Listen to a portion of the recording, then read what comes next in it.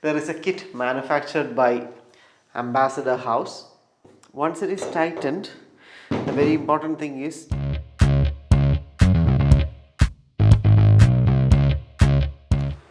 hello and welcome to Bose Garage. In today's video, we will show you how to dismantle and properly service the steering column and steering rack of a Hindustan Ambassador. Once the items are dismantled, we will explain to you the various parts inside, what are the parts that you need to replace, and what are the things that you should keep in mind while doing the service activity. Few months ago, we already did a complete rebuild of the front suspension of our Ambassador. We will share with you the link to that video, and please do watch it and please let us know your feedback.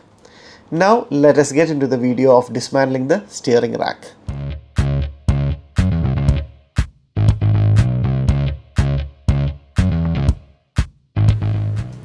First, let us see how to remove the steering rack. The steering rack is mounted onto the body using two bolts and nuts, one here on the driver's side and one on the passenger side. The nuts which is securing these bolts are inside the passenger cabin. To gain access to those areas, you will have to remove the floor mat of the vehicle completely. So as I told you before, this is the nut which is holding the bolt and securing the steering rack in place on the driver's side.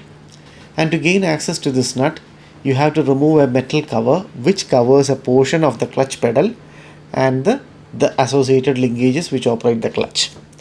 And to before you can remove this metal cover, you need to remove the pedal which is mounted onto the linkage using a bolt, the pedal of the clutch.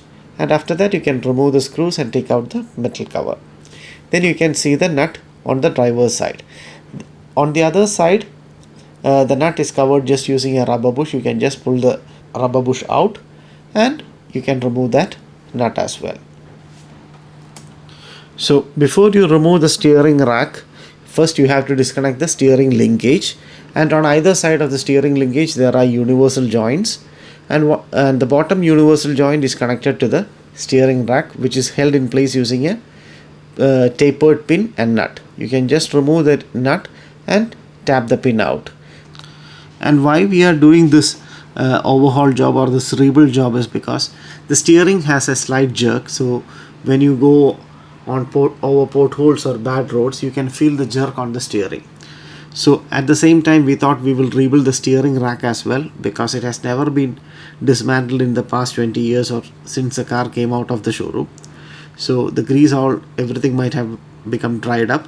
We need to check the condition of the bearings inside and the Teflon bushings, and we need to apply new grease.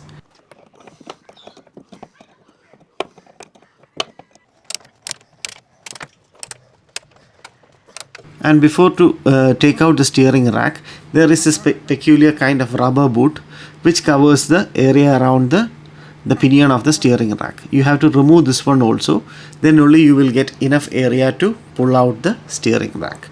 And now that this is removed, we can pull out the steering rack and proceed with the other activities.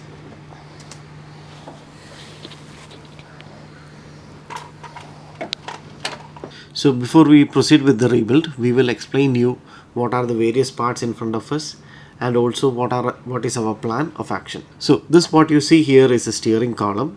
Unfortunately, we already dismantled it. We were not able to take the video that time.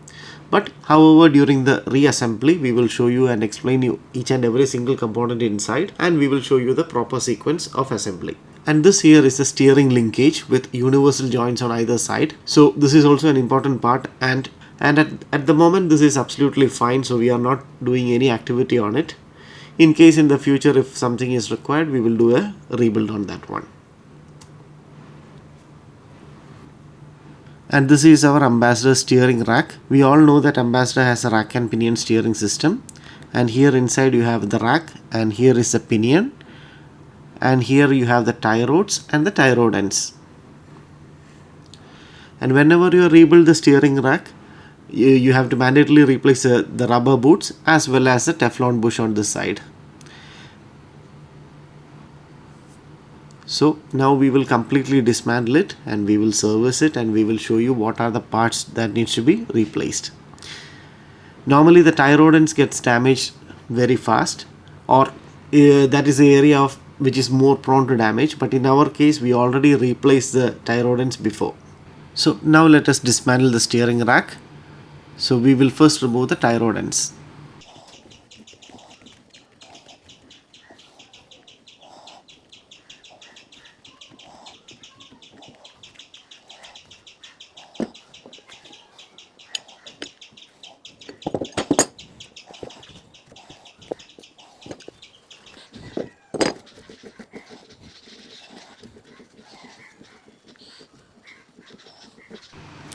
So we removed both the tie rod ends. Now we will just roughly take a measurement with the vernier caliper. This is just to allow us to reassemble back to a similar position the tie rod ends, so that we can safely drive the vehicle to the nearest wheel alignment shop to get the alignment done. 37, 36. So now let's remove the rubber boots.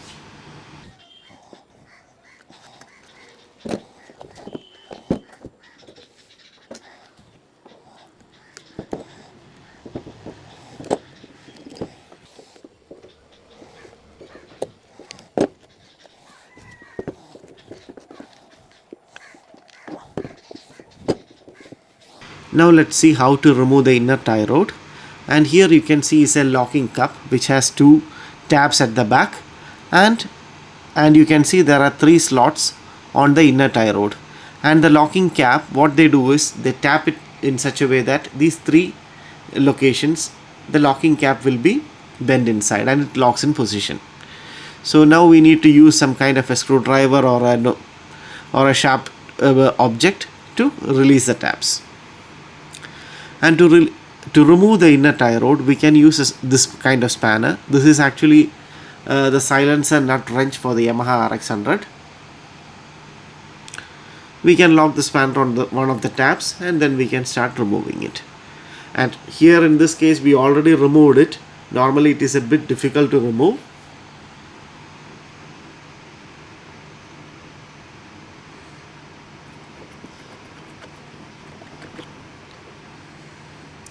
So the inner tie rod seems to be fine because it is still tight and it's not very loose. If it is very loose, that means the inner tie rod also needs to be replaced.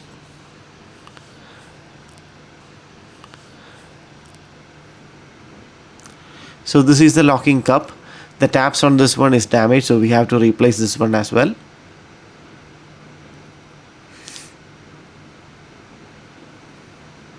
So the inner tie rods are already removed. Now we can remove the pinion and the rack. So we'll check the size of the spanners. 42 mm,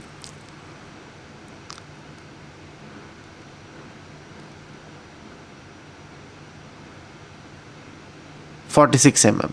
You can use an adjustable spanner or a proper size adjustable spanner also for this purpose. So we already loosened this area before.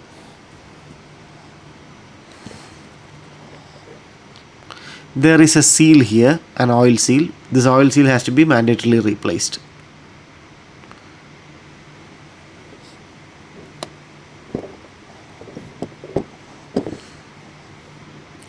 There is a circlip here. We need to remove that circlip.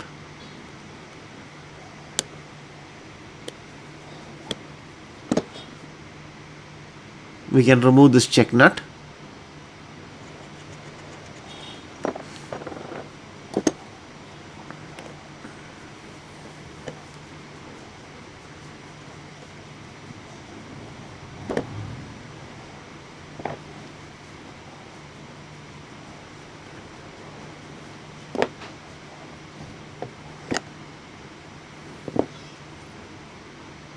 So the pinion is removed now.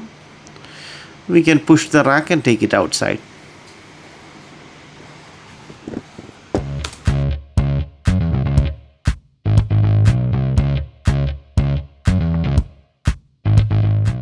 In the part 1 we showed you how to disassemble the steering rack and its associated parts, and if you remember it was quite dirty with all the grease and grime. We have serviced all the parts, we cleaned everything properly so that we can do a thorough inspection before the assembly. And here you can see the parts of the steering column as well. We forgot to show you how to disassemble the steering column in the part 1, but it's not a very tough job.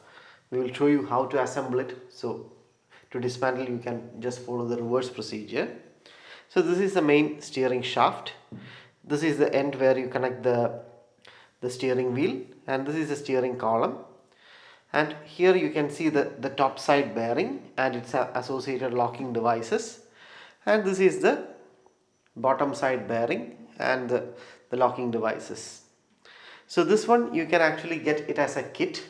There is a kit manufactured by Ambassador House, and this one includes all the bearings and all the locking clips and everything. You can use that one, and make sure you keep and buy one as spare, because in the future it might be a bit difficult to find. Then the steering rack. Here you can see the rack and the pinion, the inner tie rods, tie rod ends, the Teflon bushings, the boot on the tie rods, and also on the pinion you need to mandatorily replace these bearings whenever you remove it. There is a needle bearing also on the inner side which comes here. Normally that one doesn't get damaged so fast, so, and also it will be a bit difficult to source also. This one is a general bearing, you can find it anywhere. Here this one is 6202C3. We used the sealed bearing just because we prefer to use sealed bearings, and there is no point greasing it all the time, so that's why we use the sealed bearing. And then yeah, these bushings get damaged quite fast. The previous one was already cracked, and this one had some wear and tear. And these are the fixing nuts and everything. And here the pinion comes out from here, and here you have an oil seal. So make sure you replace its seal as well, because this seal will prevent any water ingress or any dirt ingress inside to the rack. And this one we will show you the size also.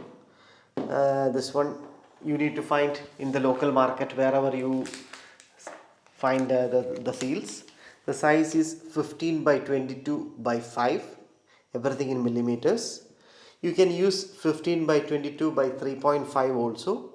Actually it was 3.5 mm thick oil seal which was installed from the factory. We did not find that one, so we found a thicker seal and we can use that one, but make sure to replace the seal. So first we will show you how to assemble the steering column, then we can go to the steering rack. And here we have this linkage. This is the linkage between the steering column and the steering rack. This one is actually a non-repairable part, because as you can see the universal joints are already spot welded. So if you have, check for some excessive place on both sides. If there is no play, no need to replace. And this is something that doesn't need any lubrication, because you can see that on all joints, on all the corners of the universal joint is Teflon bushings. So you don't need to lubricate, and there is no provision for lubrication also. So if you see that some of these bushings are damaged and there is excessive play, then you need to replace it as a complete set. So make sure you keep one of these in spare, because in the future it might be difficult to find. This is the original that came with the car, and this one is manufactured by XLO. I think XLO is no longer in production, so we may not be able to find the same brand, good quality ones again. So if you find one, buy and keep one as spare. So first we will start with the steering column assembly. Then we will move on to the steering rack.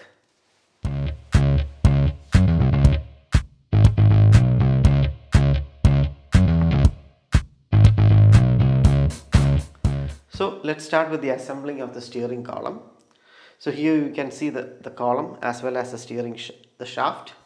The rest of the parts, that is the top side and the bottom side bearings, everything is new parts which we are using. We didn't throw away the old one. The old one also we kept it safe, just in case in the future we can recondition and reuse it if there is a non-availability of parts.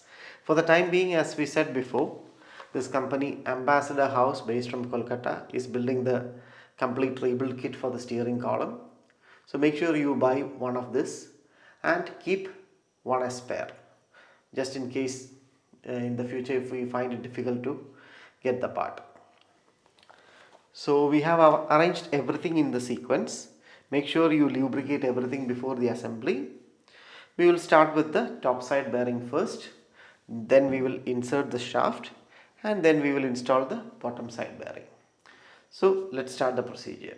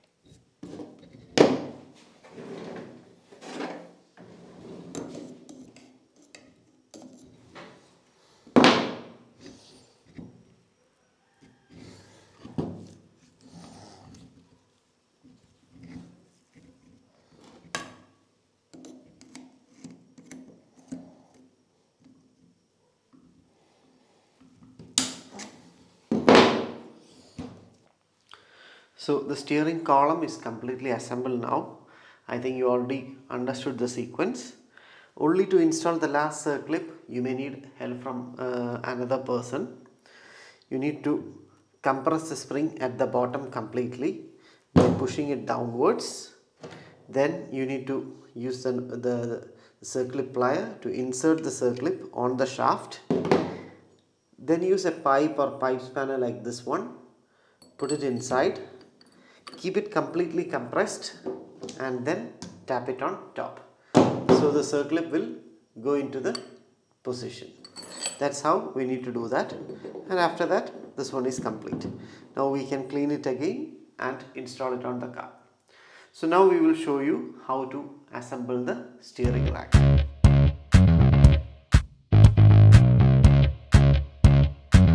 So now we will show you how to assemble the steering rack. So the steering rack and all the parts were completely cleaned using some degreaser and pressure washer, and then everything was dried up, and after drying up it's better to apply some WD-40 on all the parts to drive out any residual moisture content. So once that everything is done, I will just explain you the sequence. First will be to install this plastic bush on this side. So you can see that there are 3 locking lugs which should coincide with the slots on the steering rack housing. Like this you can insert it, just press and push it inside. Once that bushing is inserted, you need to grease all the internals, also the rack, and the rack needs to be installed from this side inside in this position like this. Once the rack is installed, you can insert the other Teflon bush from here with the spring and the locking nut. Once that is done, just make sure that the pinion is clean, new bearings installed, install the circlip and insert the pinion inside. And then you can fix the locking nut with the oil seal. After that, you can proceed with the assembly of the inner tie rods, the boot, and then the tie rod ends. That's it. That is the sequence. Now we will show you how to install.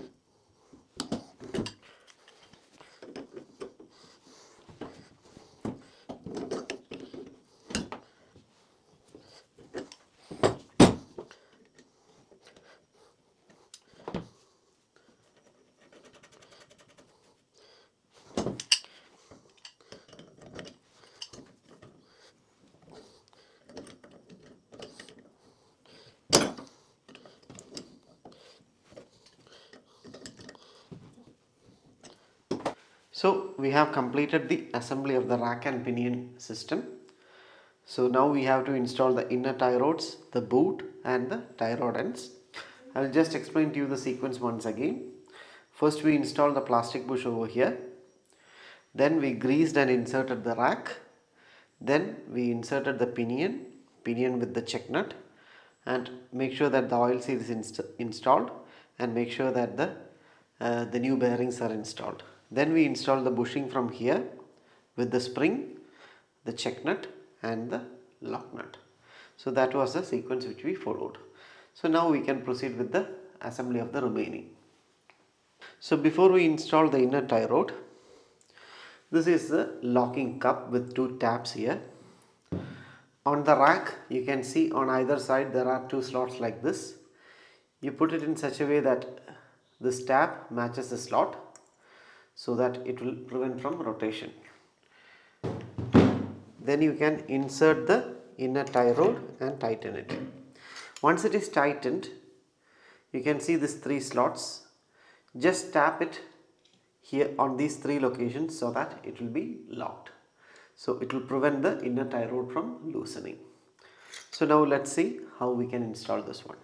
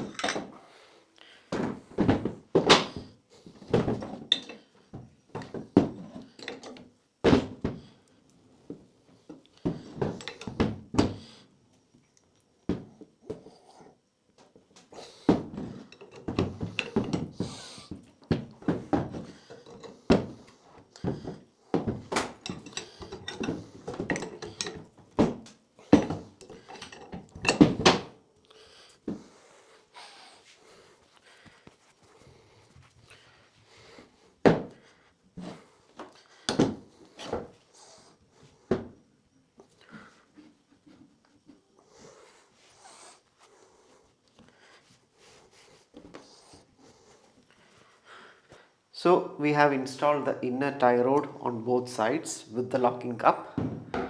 You can use this tool to tighten the inner tie rod. This is the same tool which we use for the Yamaha RX series exhaust silencer nut. To tighten the exhaust silencer nut, you can use the same tool by holding it like this and tightening. Once it is tightened, the very important thing is that you need to hammer on these tabs inside so that it will be locked. This is the locking mechanism for the inner tie rod. It's very important to do it. So we need to tap it on this three slots, and then after that we can install the boot.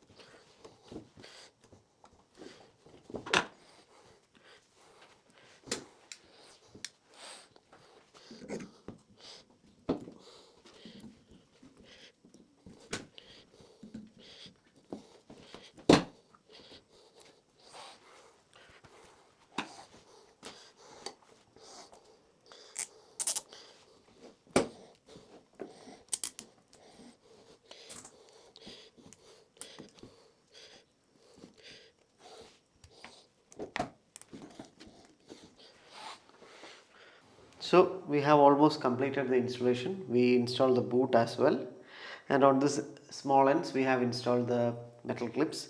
Here we have used the zip ties just for temporary purpose. It's better to use metal clamps. The metal clamps which come on Maruti vehicles, we will share with you the part number. That one will ensure that this will be hold in place securely. Otherwise after some time it will just slip off. Like you can see already here, it's already slipped off. So this one we will replace it later on. And before we dismantled, we told you that we can take a measurement of the tie rod and position just roughly. Now anyway, after the suspension rebuild, all the alignment values, everything might have changed, but just to ensure that the toe is not too much out, let's just try to bring it back to the actual position. Before dismantling, we measured around 37 mm on the side, on the driver's side. So we can measure it with roughly with a vernier caliper like this, and secure the fixing nut on that location. For example, this is 37. We can keep like this. So this should be the initial position when we are removed, and then we can install the tie rod ends.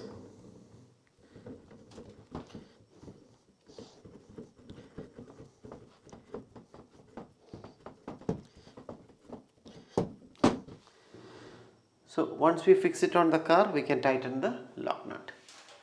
So this much is what we have to tell for the steering rack installation. So now we can fix it back on the car and finish the activity. See you soon with another video. Thanks for watching Bose Garage.